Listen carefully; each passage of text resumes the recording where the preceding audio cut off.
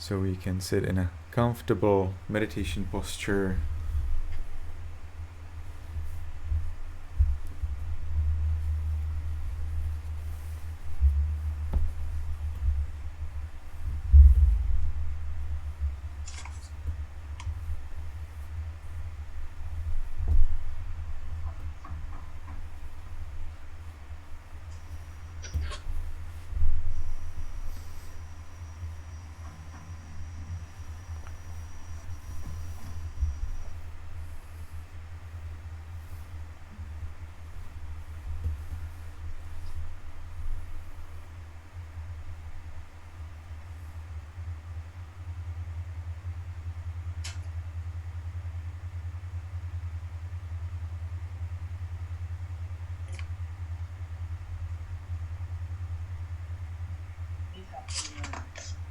Everybody sitting, just sit with it. Just trying to get up. Sit down. Sit down. Let's do it. You can sit down. They will see you sit down. I will do it for you. Yeah, I am doing it for you. Please.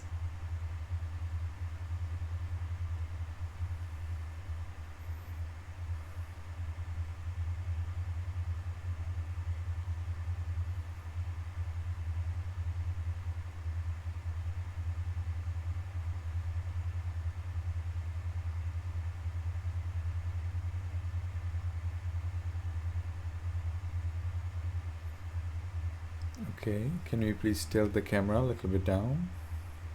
For Yamona, a little bit down. Can you please the camera naneli dilo auko chame kambabi.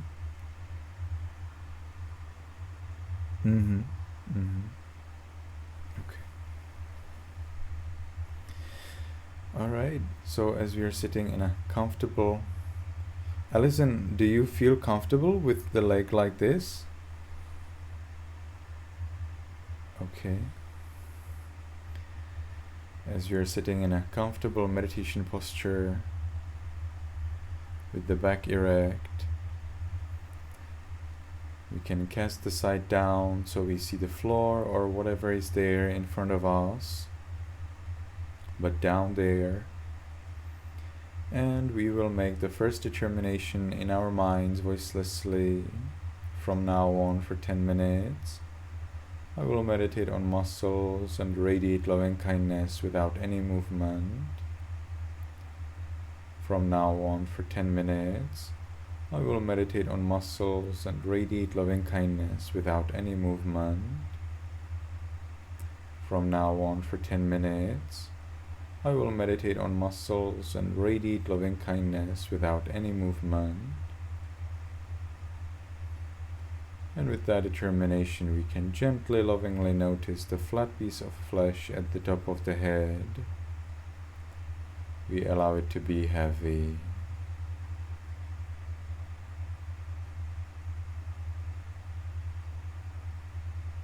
And we continue in this manner to the forehead, eyes,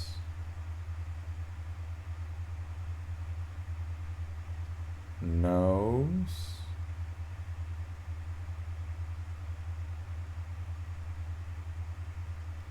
lips,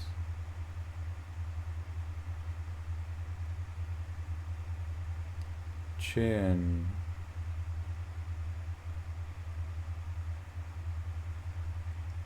cheeks,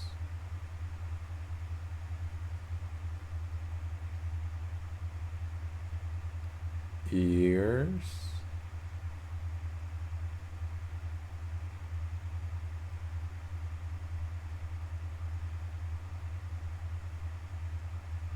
back of the head,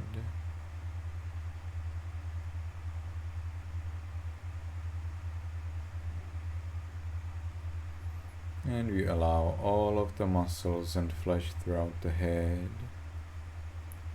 to be heavy.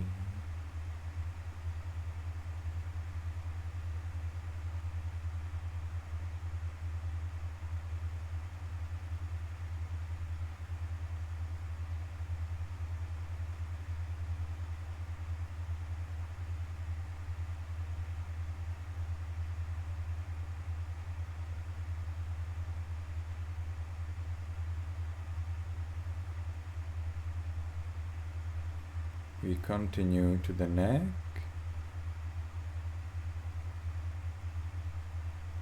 shoulders,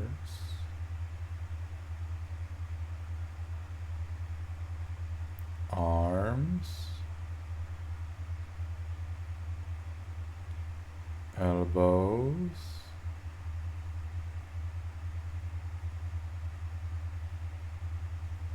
forearms,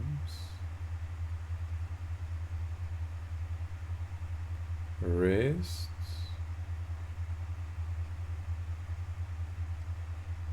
palms,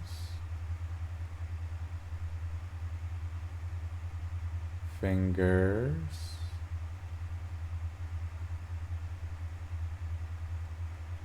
tips of fingers,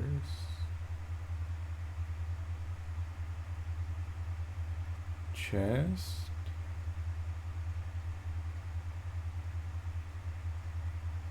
abdomen, back,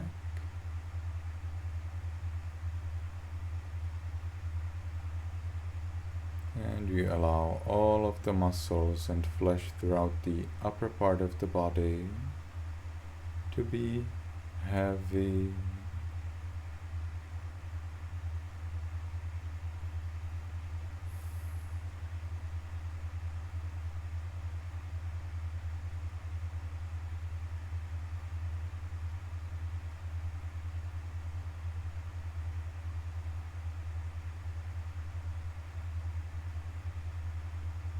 We continue to the buttocks, thighs, knees,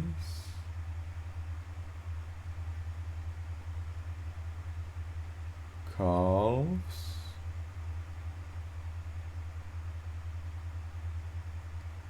heels,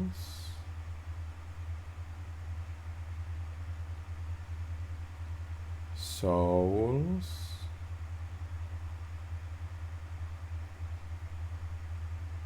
toes, tips of toes,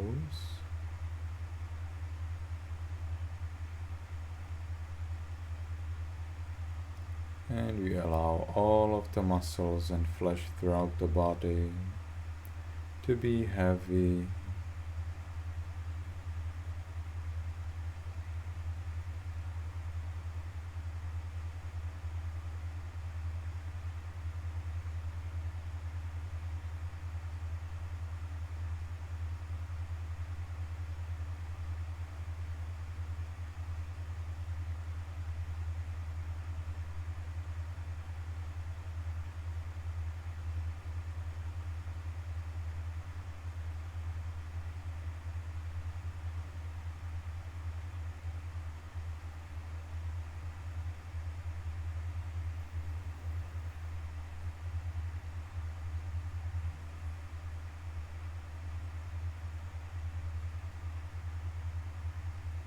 And we enjoy this heaviness.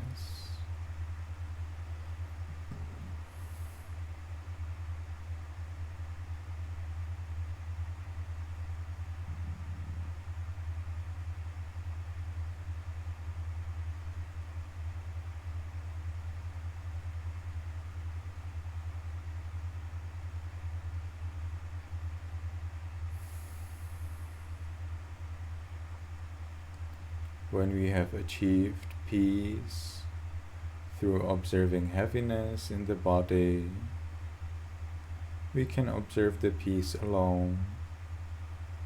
Observe this pleasant state where you are safe. You don't have to move, you don't need to worry that you make a mistake.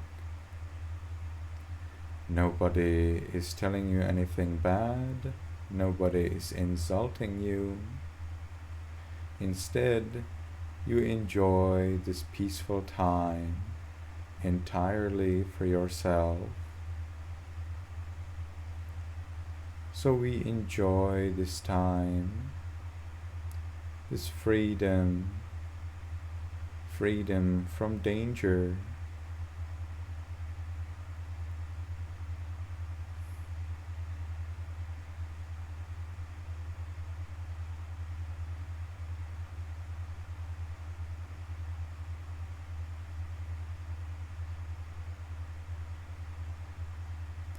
And we can share this pleasant feeling.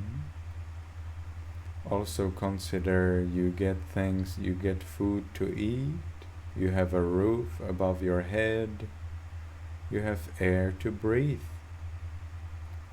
And that's so much. Many people do not have that.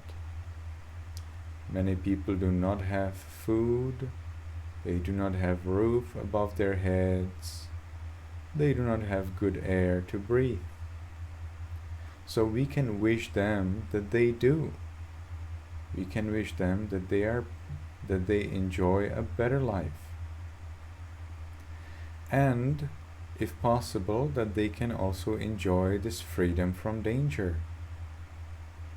And we start in our room, and we can wish it to all beings in the room, be they tiny little invisible or large. So in our minds, voicelessly, we wish, may all beings in this room be in peace. May all beings in this room be in peace.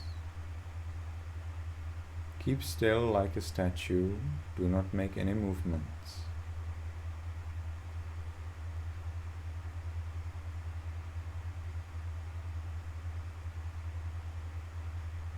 And we expand our thoughts of loving kindness. Think of those beings who could be there in the house. Little insects, some animals, humans. What are those beings? Think of those beings. Imagine those beings. What are those beings? Think of them. Be there with them. Now we want to know, what are these beings in this house where we are? We allow them to also have enough food, roof above their head, good air to breathe. We allow them to be in peace.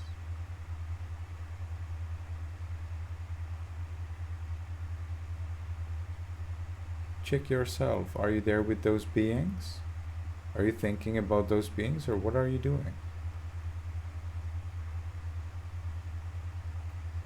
And we expand our thoughts of loving kindness to all of the city. May all beings in this city be in peace.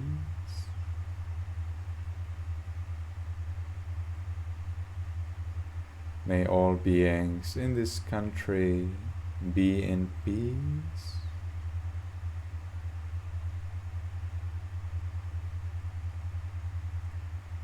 May all beings on this continent be in peace.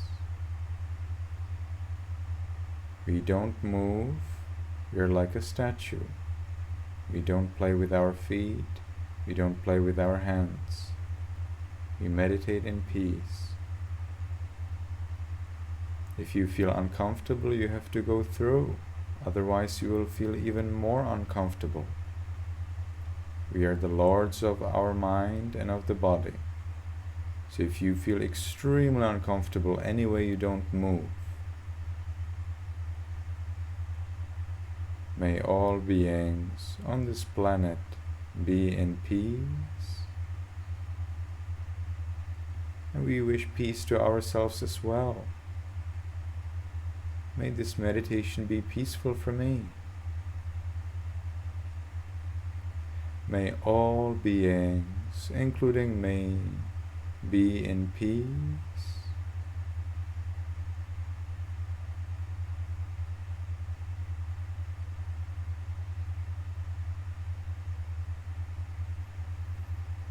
And see if you can sit still and enjoy this peace for all of this world and for yourself as well. You sit like a statue, absolutely no movement at all.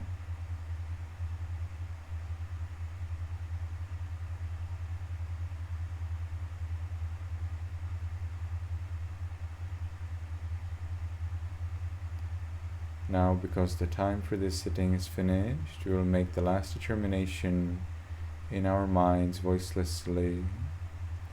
From now on, I will always be mindful and shine with loving kindness.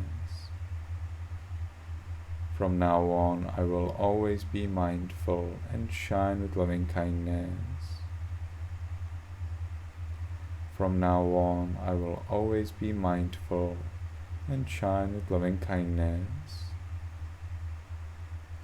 And we can slowly, mindfully change the way of our sitting.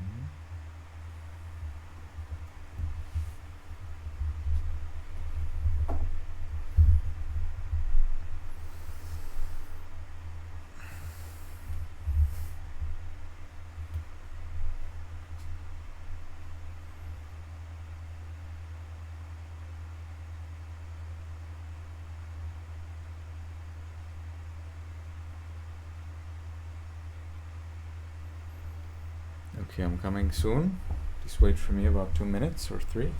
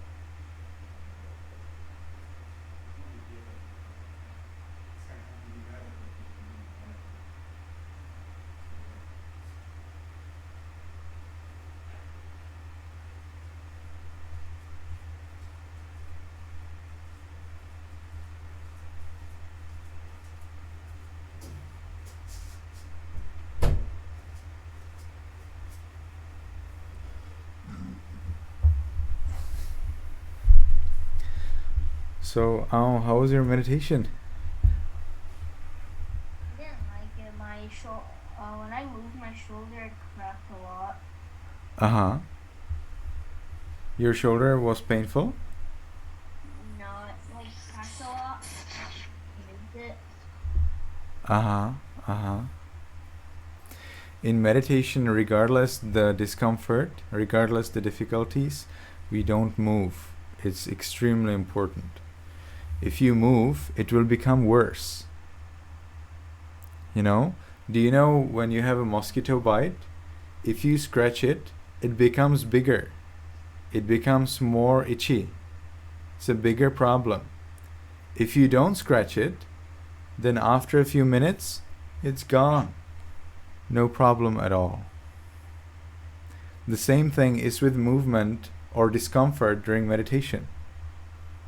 If you try to resolve your discomfort by moving and twisting. You didn't see Aum, but I saw. This is how Aum meditates. So no, we don't do that. It will become even worse. It will be worse and worse and worse. It will be excruciatingly unpleasant to meditate if you do these things. So absolutely never move, because as soon as you start to move because it's uncomfortable, it will be worse and worse and worse, and you will want to move even more and more and more. So it will be even more suffering. If you don't move, it gradually disappears. Try it. It's totally worth it. So if you have excruciating pain, if you have really big discomfort, anyway, stay like a statue. The more you can stay like a statue when there is this pain, the faster it will disappear. So this is a very special training. This is how you can overcome pain the fastest. You overcome pain the fastest by not doing anything about it. Well, you can apply medicine if you have, and you should, but we are now not talking about medicine. We are talking about movements. And we are talking about meditation time only. So during meditation, do not move if you have discomfort. Of course, outside meditation you can move as much as you want.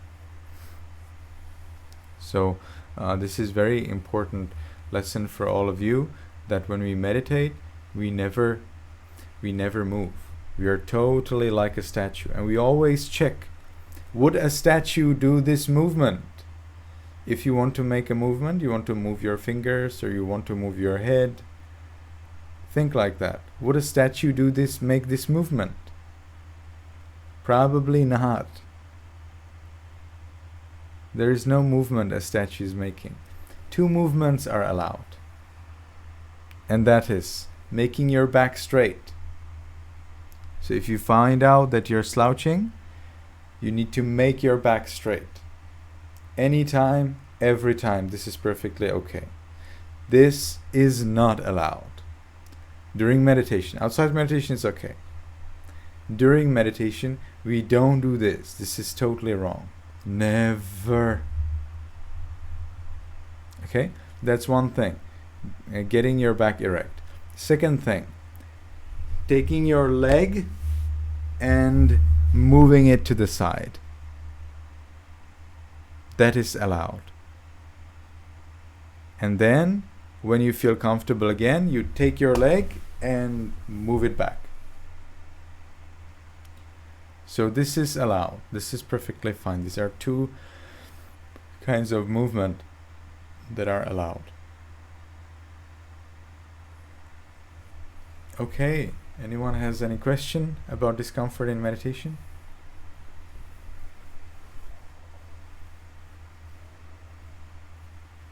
No question? Okay, so let's get to rest. Yes, Daniel? What happens when your head starts slouching? Yes, if you start slouching, then your back will be painful, and this is very bad for your health. So you shouldn't be slouching. Is that what you were asking about? Yeah, I was asking if I ever slouches, can I fix it back during meditation? You're asking whether, if you are slouching, whether you can fix your back? Is that what you're asking? No, like while at meditation, if you slouch, are you able to like fix it back? Of course you are, aren't you? We always can, like, if you notice that you're slouching, you just erect the back, right? Is that what you were asking? Yes. Yeah. Of course, always you can erect the back. That should never be difficult. Alright, so let's get to recitation. Everyone, you can unmute yourself. We are doing it without paper because you all are now experienced. We still don't do Burmese style because Burmese style is very difficult, and I want you to get a good habit, get a good grip in the Sri Lanka style first. But don't worry, I'm looking forward to teaching you the Burmese style. Alright, so I will say Yamahang vadami tang vadetha, and you can then reply Ama bhante. Lyric, I would like to see your face and your hands as well. Okay. Yamahang vadami tang vadetha.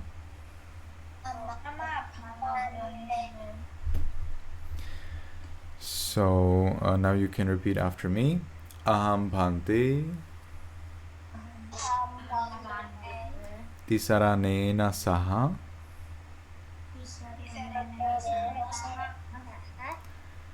pañcasīlaṃ dhammaṃ yājāmi.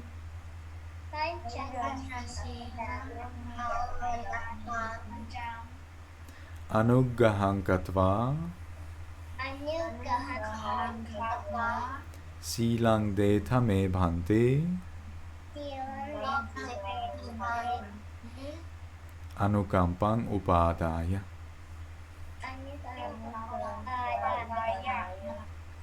Dutiyampi aham bhante tisraṇena saha pañcasīlaṃ dhammaṃ yājāmi.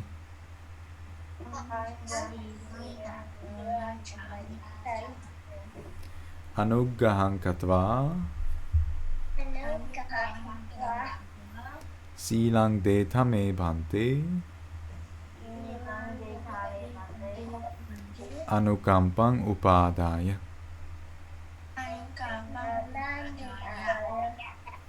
Tatiyampi aham bhante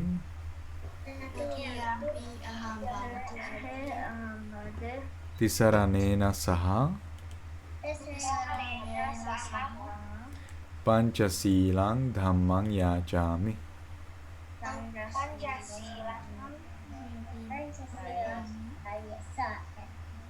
Anuggaham katva sīlaṃ detha me bhante anukampaṃ upādāya.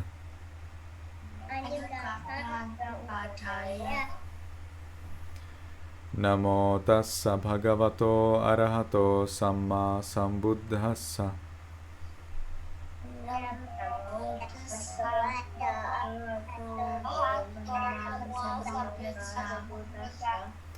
Namo tassa bhagavato arahato samma sambuddhassa.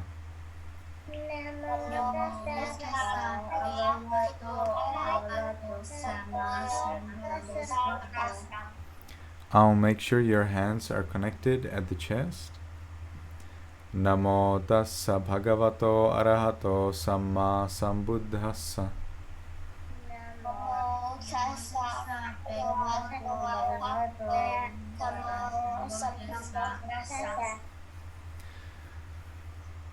Buddhaṃ saranaṃ gacchāmi, dhammaṃ saranaṃ gacchāmi, saṅghaṃ saranaṃ gacchāmi.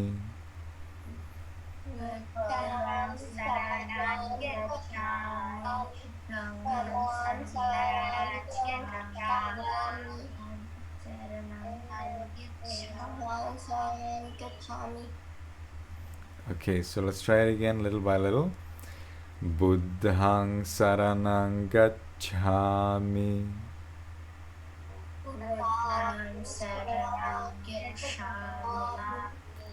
dhammaṃ saranaṃ gacchāmi,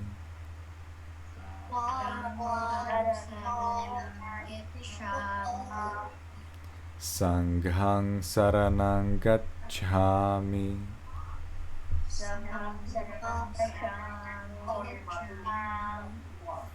Dutiyampi buddhaṃ saranaṃ gacchāmi.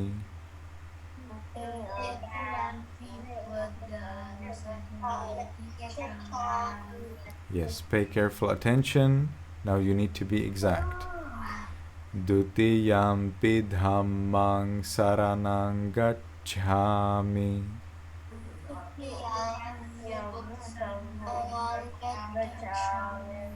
You didn't pay attention, so you didn't know. Is it Dhamma, or is it Sangha, or is it Buddha? Don't know. So you need to pay attention, right? Pay careful attention. Dutiyampi dhammang saranang gacchami.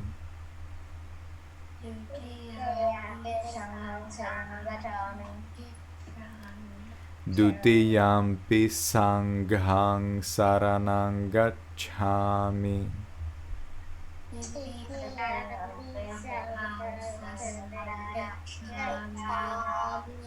Be careful and pay attention very well. Tatiyampi buddhang saranang gacchami.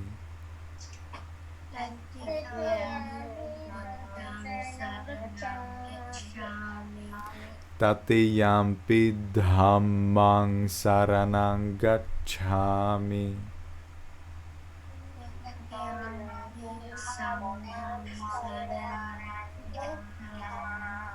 Some of you thought it is Sangha. You see, you did not pay attention. So be careful, it is Dhamma. So let's try again. Tatiyampi dhammang saranang gacchami.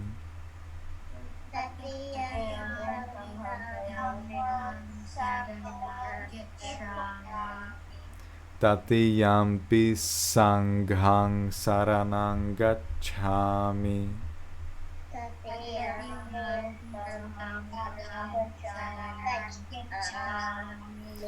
Okay, sarana-gamanang paripunnang. Very well. So going for the three refuges is complete. What are the three refuges? The Buddha, the Buddha's teachings, Dhamma, and the community of monks, the group of students, Sangha. And these three refuges are very important for us. Why do we take the refuges? Because we remind ourselves that the Buddha, his teachings Dhamma, and the community of monks Sangha show us the way how to be happy in this life and in the next life. So we want to take refuge in them. That means we always want to think about them, and we want to connect with them as much as we can, because they are the source of our peace. And the first guidance that they provide to us are the 5 precepts. So the first precept is, I follow the rule of refraining from killing living beings. So let's recite that. Panatipata.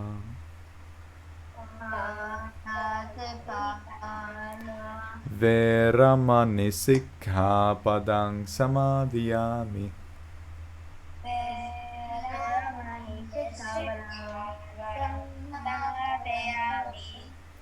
The second precept is, I follow the precept of refraining from taking what is not given. That means we never steal.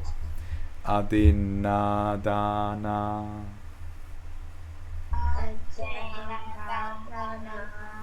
Veramani sikkhapadang samadhiyami.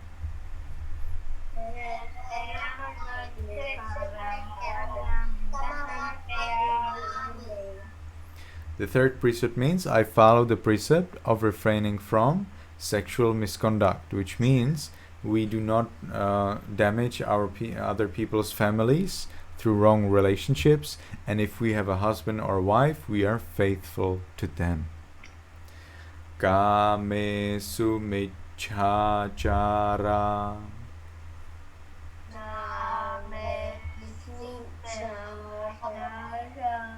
Veramani sikkhapadang samadhiyami.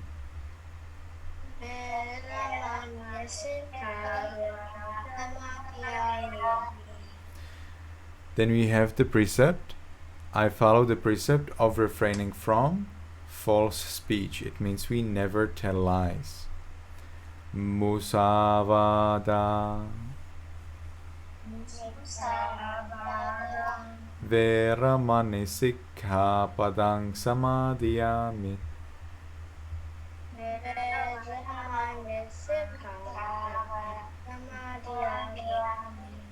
The fifth precept means I follow the precept of refraining from drinking alcohol and taking drugs.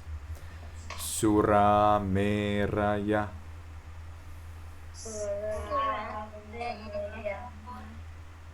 Oh, you forgot to keep your hands at the chest. Majjapamadatthana.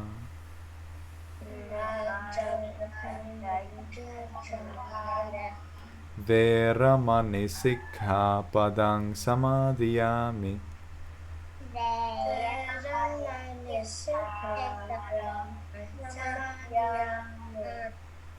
Okay, yes, remember to keep your hands at the chest throughout the time that we meet.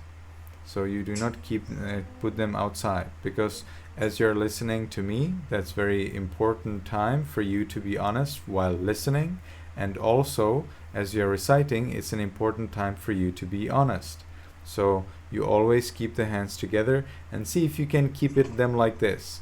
Some of you are playing with them and playing and playing and playing. No, that's not okay. You need to keep them together like the lotus bud. And now I will encourage you to protect these three precepts, to protect these three refuges and follow the 5 precepts and be mindful. Why would you be mindful? Well, to know that you are going to break one of the precepts before you break them, so that you never ever break any of the 5 precepts. And then you can reply, Ama Bhante, yes, Venerable Sir. Tisraṇena saddhiṃ pañcasīlaṃ dhammaṃ sadhukang surakkhitāṃ katva appamadena sampadetha. May you be happy, may you be healthy, and may you soon attain the eternal bliss of Nibbana.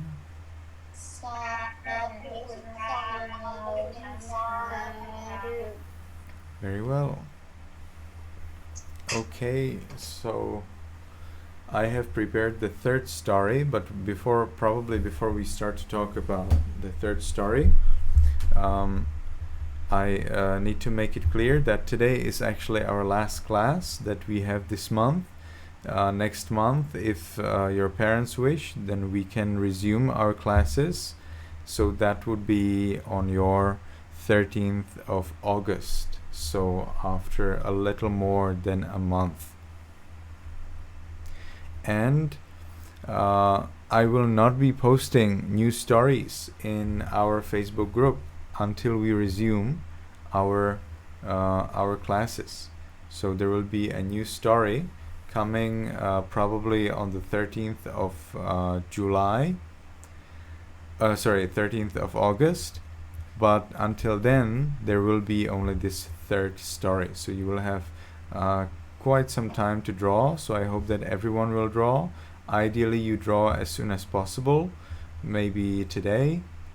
If you can draw still already today, then that's better for you. So you don't have to think about it. Or latest tomorrow. So that there is time to upload it there. And you can enjoy the time of your holidays fully. Alright, so now comes our third story, and I will explain to you the third story to make sure that you all understand very well and know what to draw about.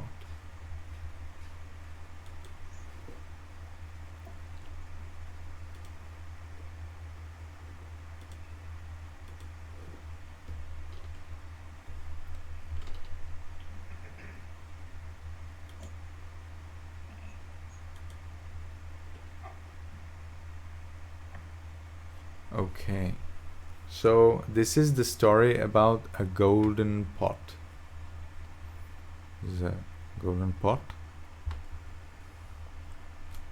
So this story has a similar beginning like the story before this one, like the story number 2. In the story number 2, we had a monk who meditated for 3 months and he was not successful. Yamuna, do you know what the monk wanted to do when he was not successful in the previous story? He wanted to become a layperson again.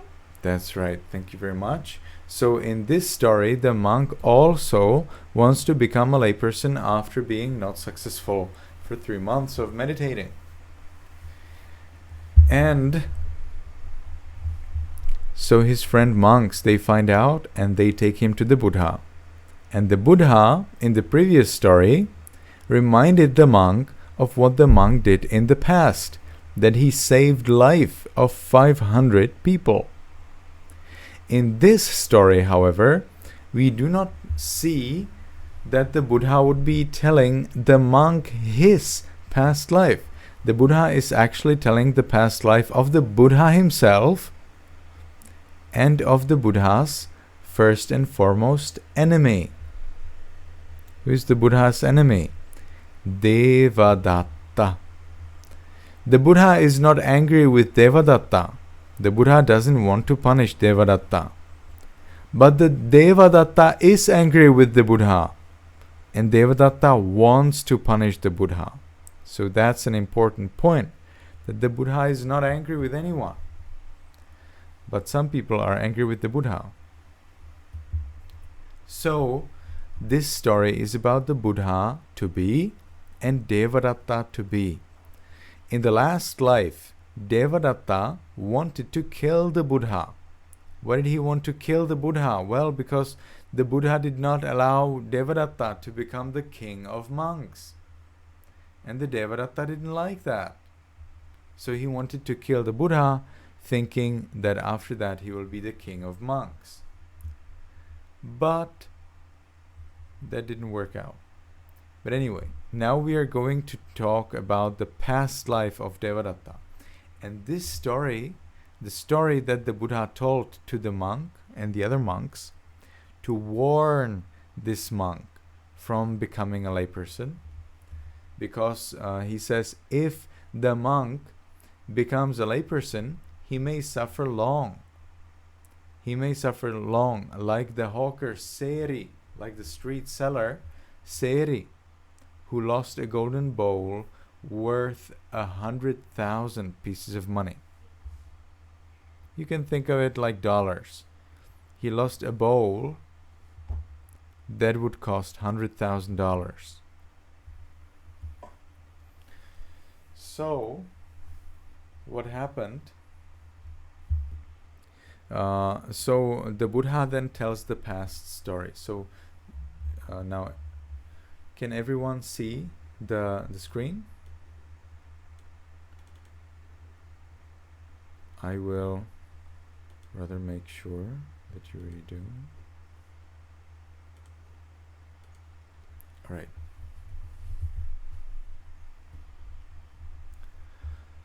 So we have the story over here. And as you already know, when you pass the 3 suns, we are talking about the past life of the Buddha. And now the Buddha explains that in one of his past lives, there were 2 merchants, 2 street sellers, house-to-house sellers. And they were both called Seriva.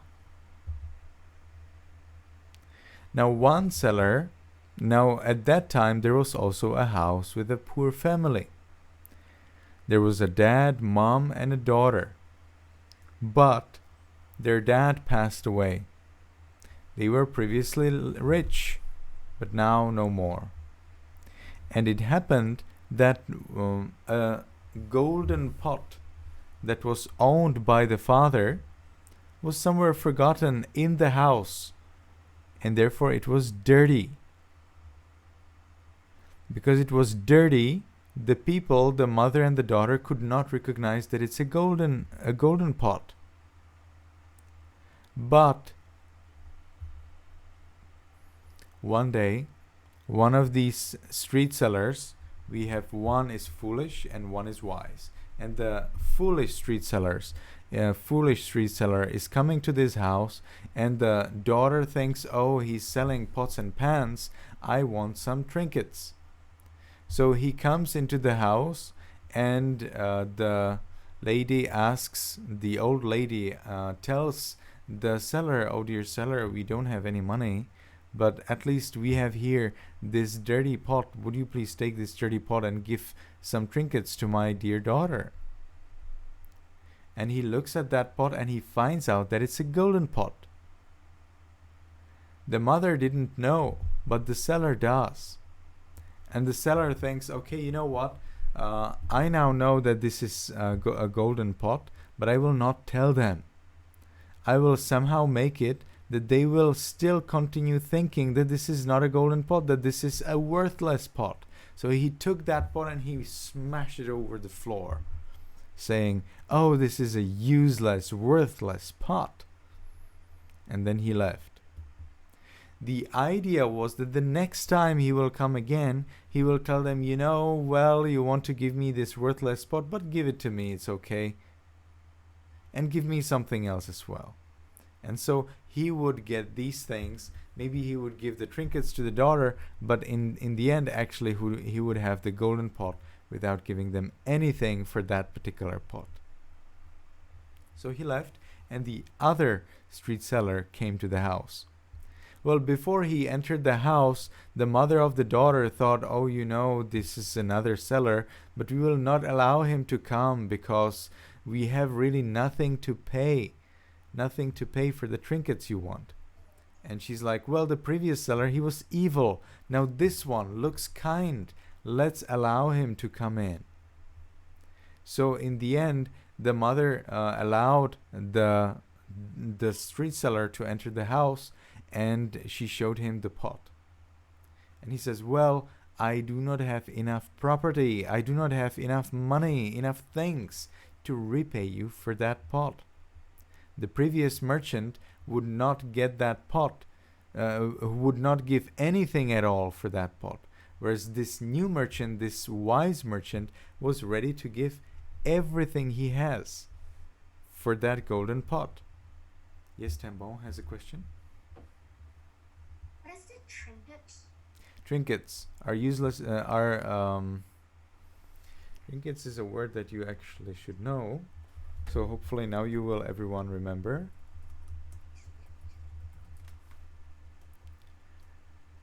Trinket.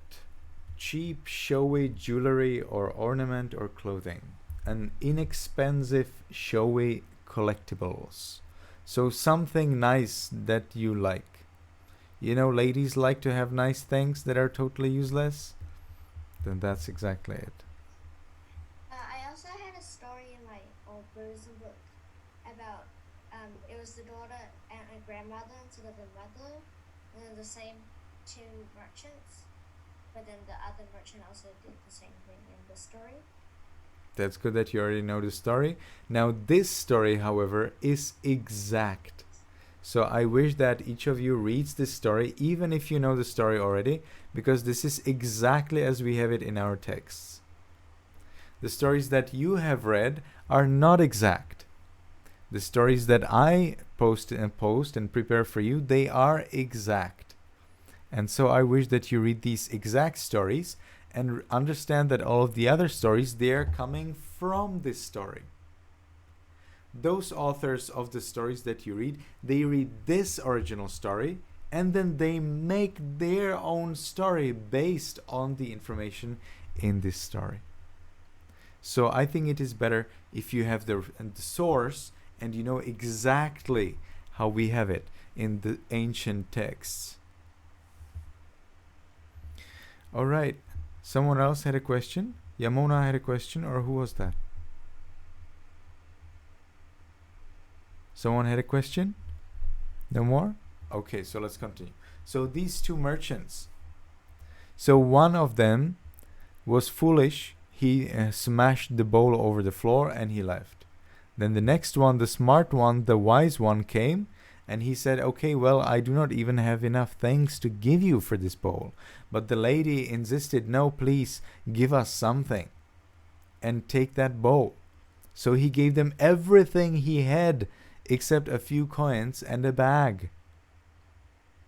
And of course, he took that bowl with him. So he gave them all of the things he had. He took a few coins, he took his bag, and he left with the golden bowl. And as he was on a ferry, as he was getting on a ferry, the other ferryman, the foolish one, entered the house again, thinking that by a trick he will get the bowl without giving anything for it.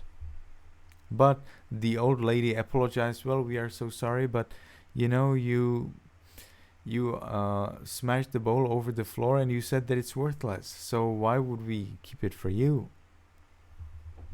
And he was so sad. He was so angry. He was so extremely angry. He started to run to catch the other merchant. But the other merchant was already on the ferry, already in the water.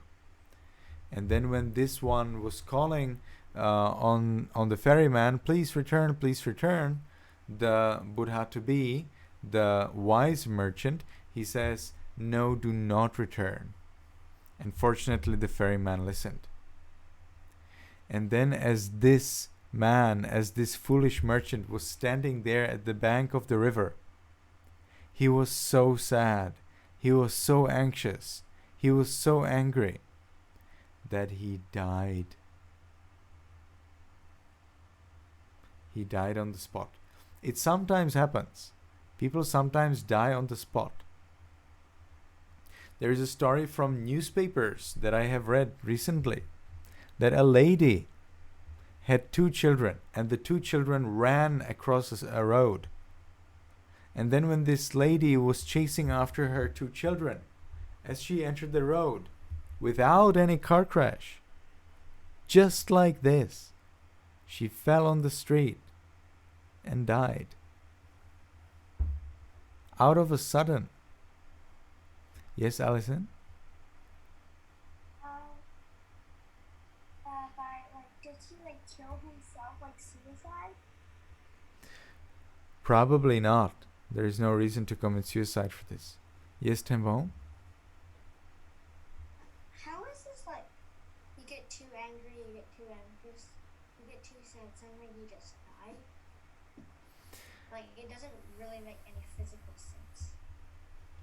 We do have this kind of explanation for gods. When gods get angry with each other and they argue and argue and argue, if you argue with someone and they are also angry and you're also angry, then it gradually grows. So you tell the other person, oh, you're such a fool. And he tells you, what? Am I a fool? You are a fool. And then you think, why are you so bad on me? You are so stupid. And he says, what are you saying? I am stupid. You are more stupid than that. And then one of them cannot control themselves and he gives a punch. And the other one also gives a punch. And the other one thinks, I'll give you more, and gives even stronger punch and even stronger punch until they harm each other very much. So that's what sometimes happens. If you argue with someone and you get angry and he also gets angry, then it grows. Only if the other person gets angry with you and you're in peace, well, I'm happy. No problem. You can tell me whatever you want. Then he's like, what? You're not angry? That's useless. And then they don't tell you anything bad anymore. So that's the way how you do it. Or you can, according to the Buddha's instruction, wish them to be happy. So the other person tells you, you're such a fool. And you say, I wish you that you're happy, healthy, and that all your wishes are fulfilled. Can you imagine? You'd be quite surprised, right? He would think that you're joking. Well, then you need to explain. No, I'm not joking. I'm totally serious. I wish that you're happy, healthy, and all your wishes are fulfilled.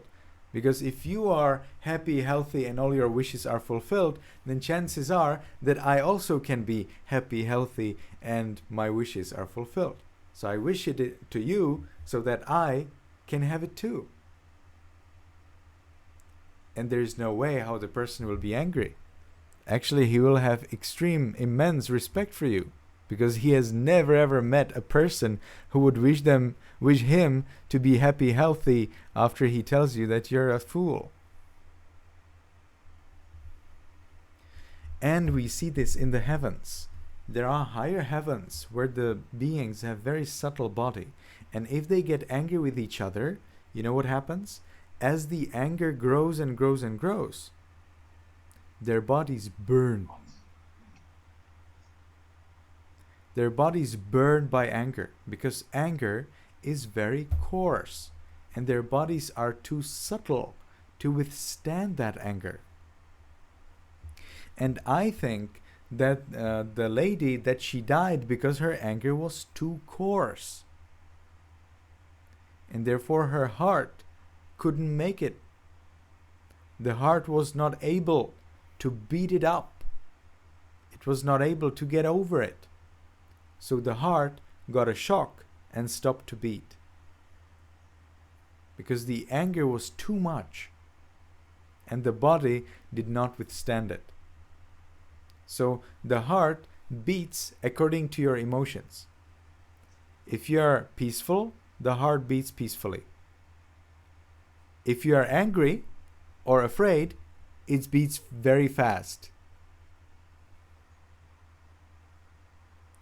Now suppose that you are too much angry. Well, then the heart fails and doesn't beat anymore.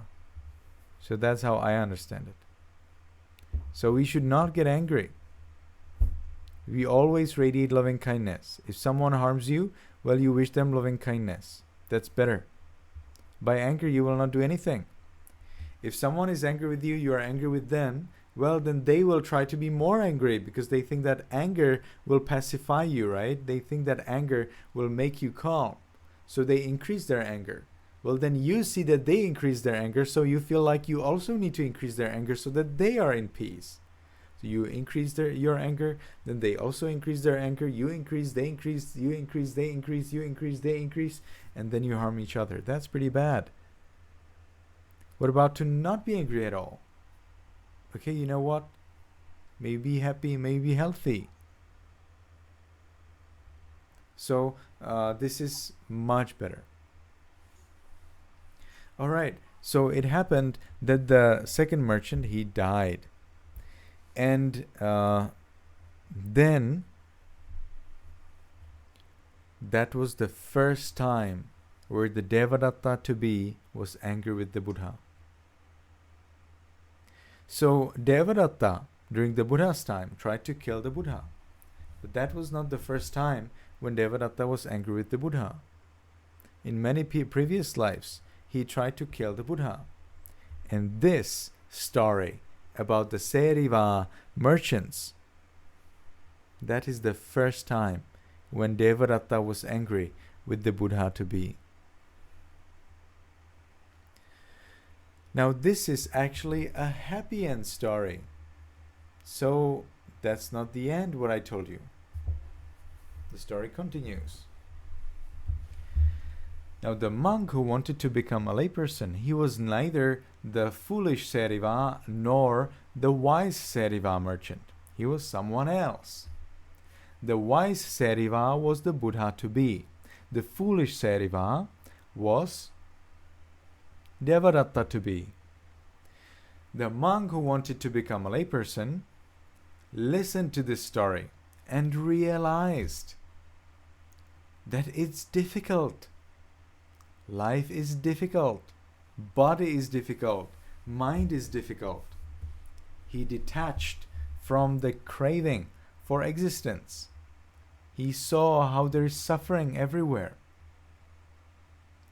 And he became fully enlightened on the spot.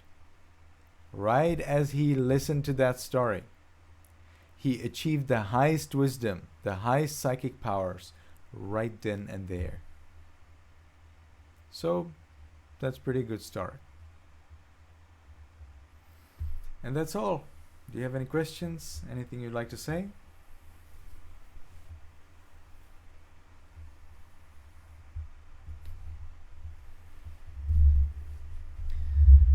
Death is inevitable. Death is part of life. There is no life without death. So we need to consider death. Who knows what will happen to us? You never know. People die every day. We don't know. But if you consider death, you can get ready for it. So that when you die, you're not confused. You're not angry. You're not sad. Because you know that death has to come anyway. Alright? So when we consider death, that's very important. We do not scare ourselves with death. Okay? We do not threaten ourselves with death. But we consider the fact, indeed, there are people who die. I also will die one day. So what if I am ready and I can die with the good thoughts that I did good things in my life? Well, you don't know when you die. What if I die tomorrow or you die tomorrow? We don't know. Nobody knows. There is no certainty. We, of course, are very careful and we try to avoid death up to our possibilities in the best way we can. But sometimes it doesn't work out. So consider the fact of death and appreciate life, therefore. Because now you live.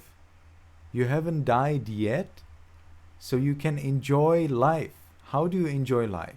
By doing good deeds. So that when you die, you can think of your good deeds and therefore be born in heaven. There are people who enjoy their life by sensual pleasures.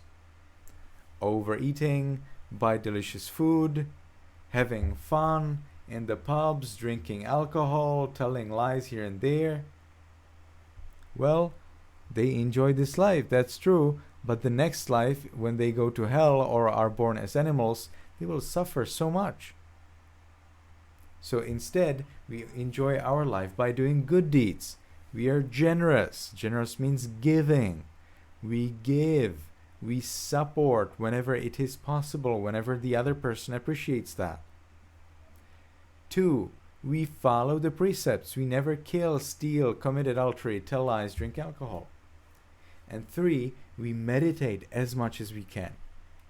So that when you die, you are peaceful and you can really take up the memories of your good deeds and be born in heaven or as a human. Anyone has any questions about that? No questions? Thank you very much for coming. It was a pleasure to see you again.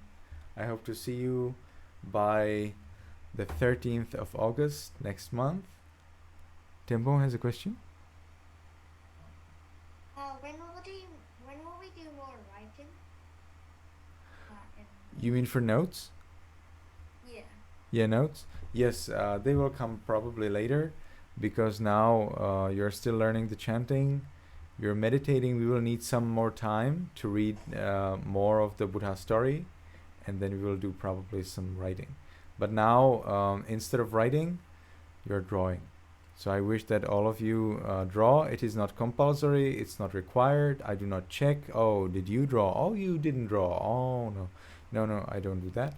But I wish that you read the story, that you draw, and that you share your drawings so that you learn from each other. How do you understand that story? These are very important stories and you should know them. Okay, may you be happy, may you be healthy, and may you soon attain the eternal bliss of Nibbana. Hi everyone, I'm with your microphone. Let's say thank you and goodbye when we will start together. Thank you and goodbye. And Yes, we thank will not you. have class for next 4 weeks, and then That's on right. the